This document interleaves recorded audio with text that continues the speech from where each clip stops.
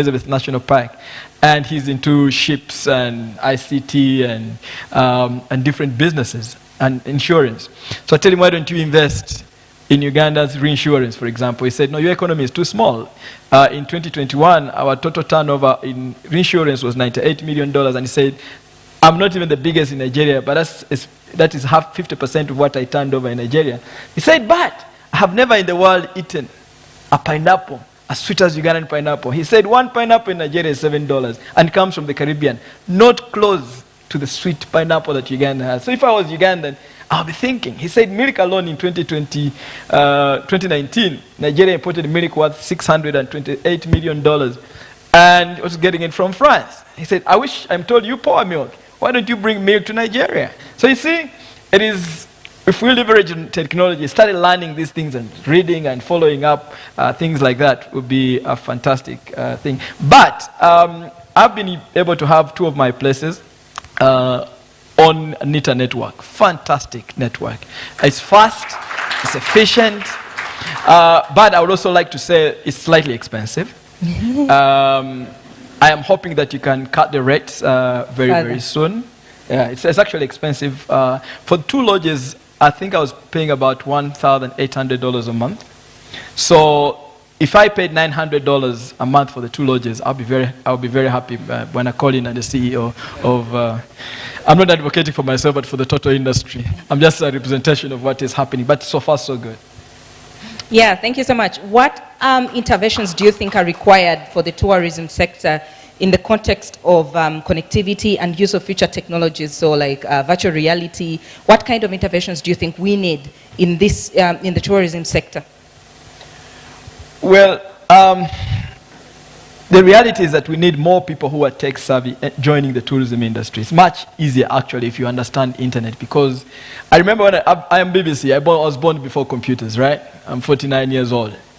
And when I joined the tourism industry, I was a cleaner. I was an office messenger actually here on a company down here. That's about 20 something years ago.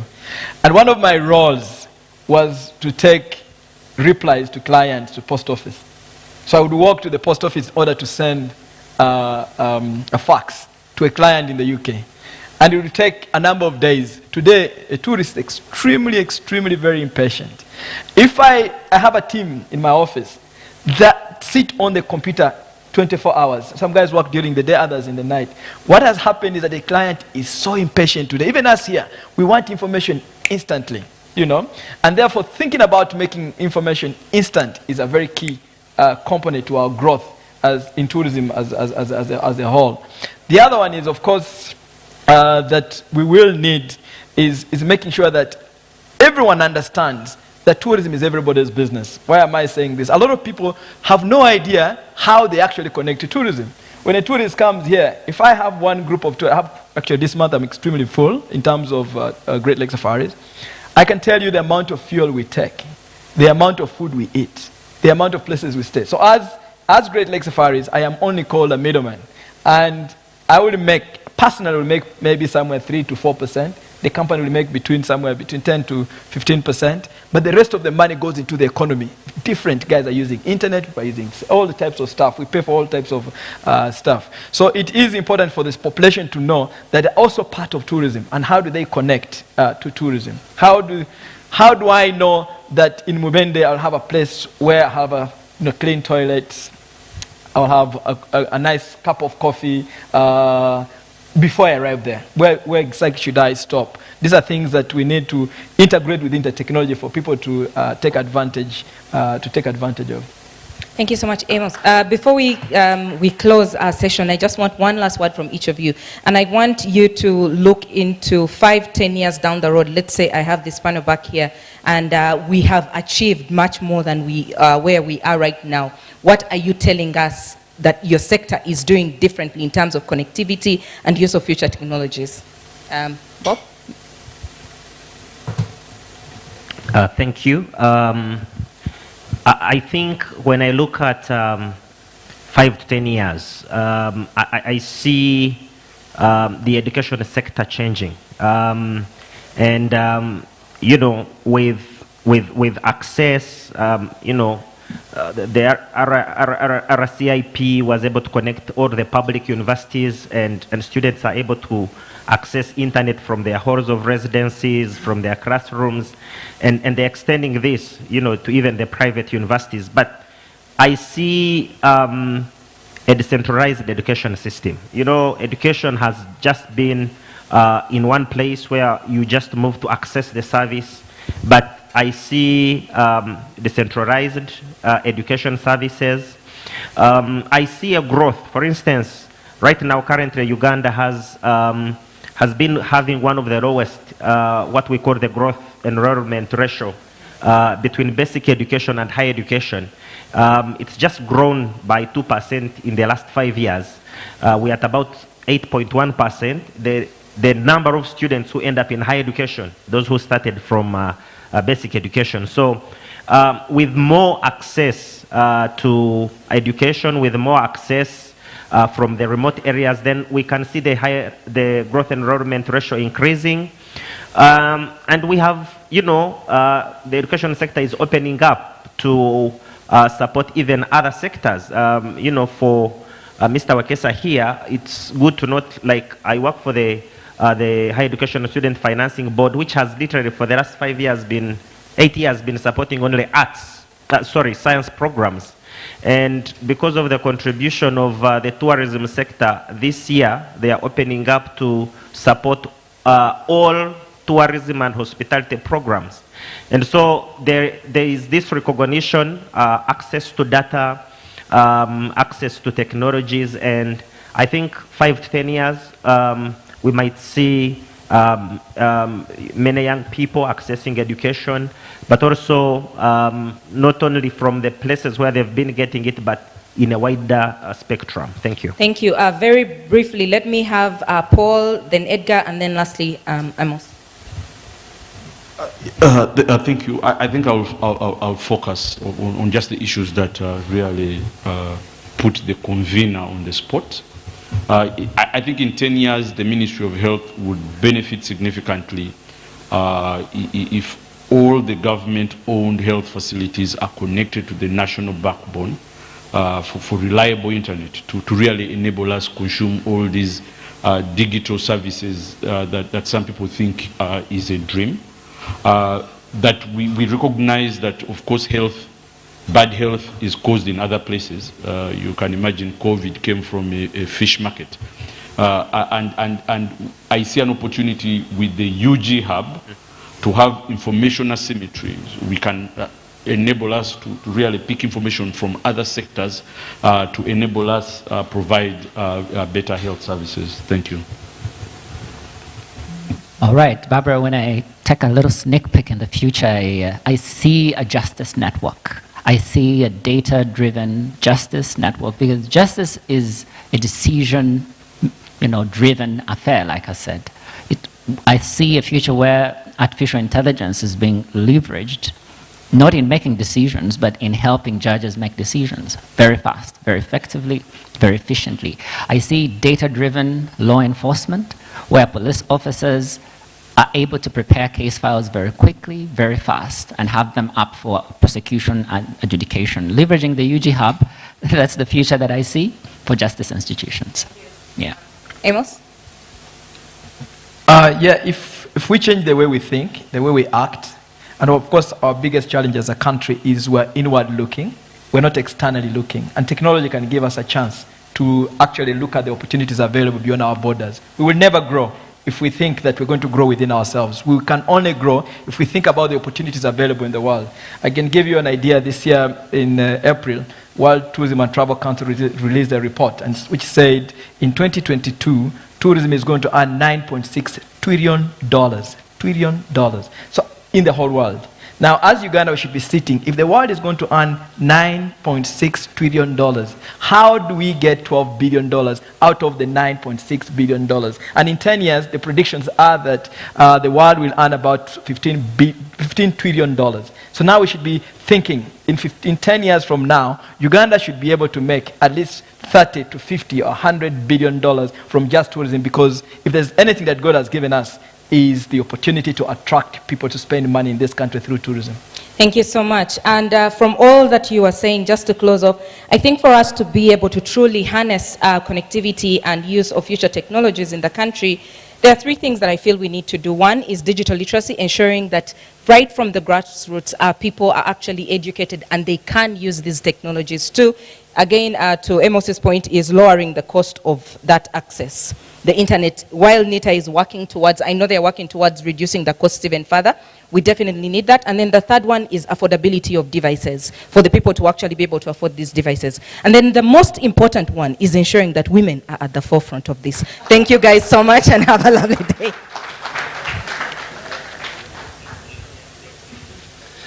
You can always trust Barbara to slide in the women's agenda. Ladies and gentlemen, a big round of applause for the panel. I believe they're all absolutely equal to the task and they have done a good job. I like what Wekesa said, 1 million tourists each eating 2 eggs. Everyone has a role. Everyone is going to get a small piece of that pie. But ladies and gentlemen, right now we're going to allow for a short tea break. We have a little snack and something for you to bite on. But we'd like to make this a working tea. So you're welcome to just go out at will, maybe have a short bathroom break if you like. And in 10 minutes, we'd like to gather back here and have our final panel discussion, which I'll be moderating in a short while. So for now, let's the DJ to give us some music. Tea break is served.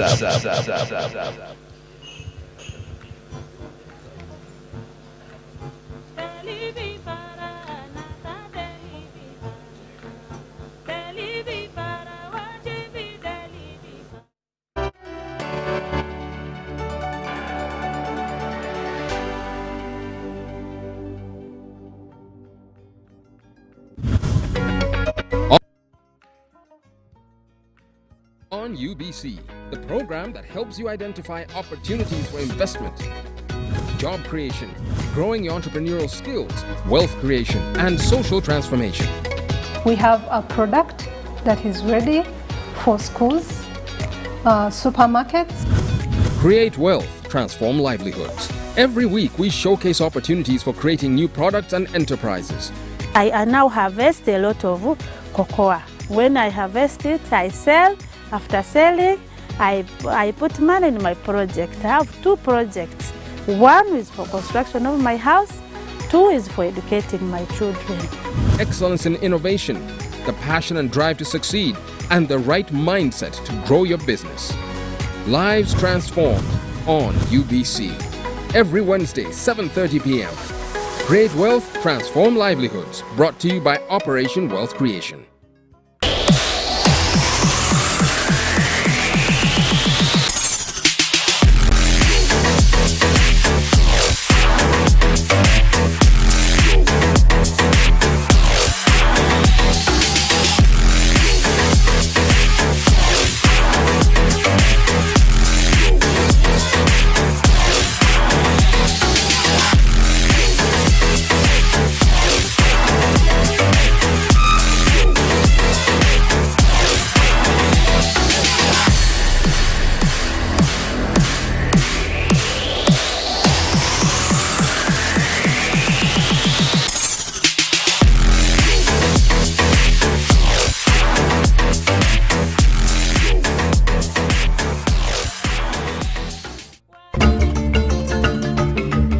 Nature that nurtures our life on Earth determines the geographical surrounding that should be protected and preserved by the community.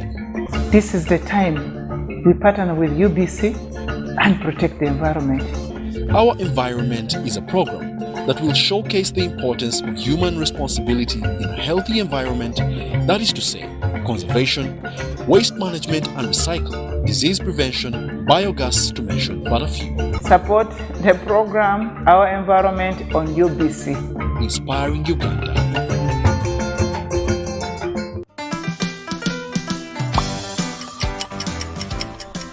Welcome to English in a Minute from home. Many animals have teeth and nails, but what does it mean to fight tooth and nail? Jonathan, did you see that email from Simone? She did not get the manager's position. What? She fought tooth and nail for that job. Well, she may have fought hard for it, but she didn't get it. Ouch. When you fight tooth and nail, you fight hard. You try your best to win and don't give up. Animals in the wild use their teeth and nails when they fight. When using this idiom, though, make sure and keep it singular. We don't say to fight teeth and nails. And that's English in a minute.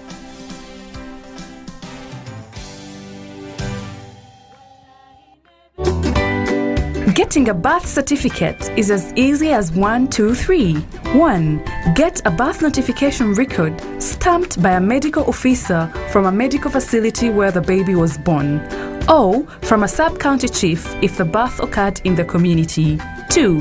Go to the NIRA offices in your area and present the notification record, a copy of the parents' or guardian's national ID, and a bank payment slip of 5,000 shillings for citizens and $40 for non-citizens. 3. Apply by filing NIRA Form 3 from NIRA offices or download it from the NIRA website www.nira.go.ug. A birth certificate will then be issued to you. Birth certificates to refugees born in Uganda are free of charge. This message is brought to you by NIRA.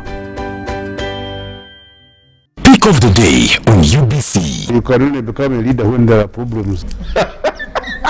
Behind the headlines. So what are we federating? Whether rats from another country can be, somebody must be there to hold everybody accountable. Every Wednesday at 10 p.m. First of all, we as elites of Uganda we have made Museveni the issue. I can tell Museveni is not the problem of Uganda. The problems of Uganda are much deeper. We can change the next 20 presidents and we'll still be this roundabout. Was brought to you by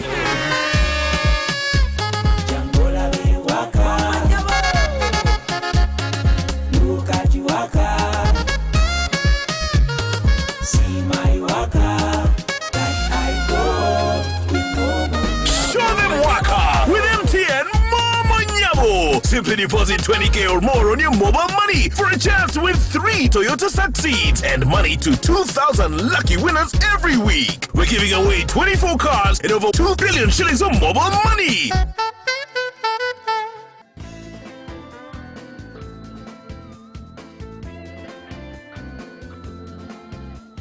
Skyline Coaches does not appear to have had any documented business processes for conducting familiarization tours. There are no rules and regulations to inform employees on how to handle an upset customer. No. Hapana.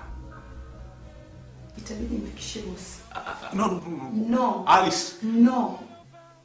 Calm down, Alice. Alice, please. Alice.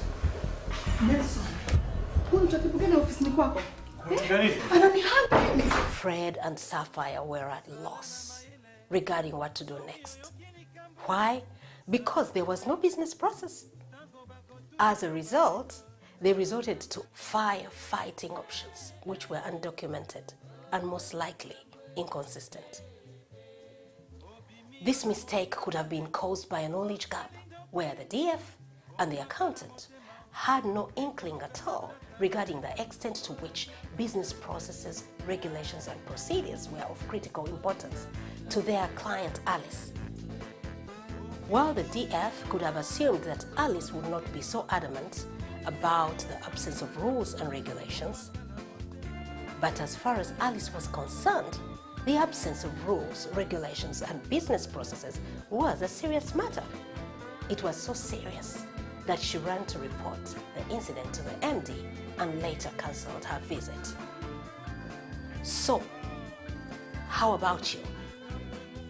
Do you have a tendency to think that the degree of tolerance that you attach to an issue will be the same that a customer or fellow employee will attach to it? Do you ever care to find out their views about the issues at hand? Do you ever think that the way you view certain issues is the way that others will view them? Did you know that the absence of business processes in any organization can make that organization a risk to invest in or work with? My advice here is have business processes in place. What is a business process? A business process is a coordinated flow of a set of activities that are used to accomplish a business goal. Map all business processes and disseminate them to all employees so that every person knows what to do, when to do it, and to what standard.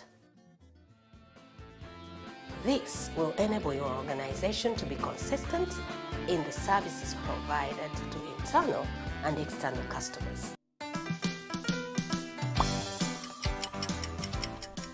Welcome to English in a Minute from home. Many animals have teeth and nails, but what does it mean to fight tooth and nail? Jonathan, did you see that email from Simone? She did not get the manager's position. What? She fought tooth and nail for that job. Well, she may have fought hard for it, but she didn't get it. Ouch.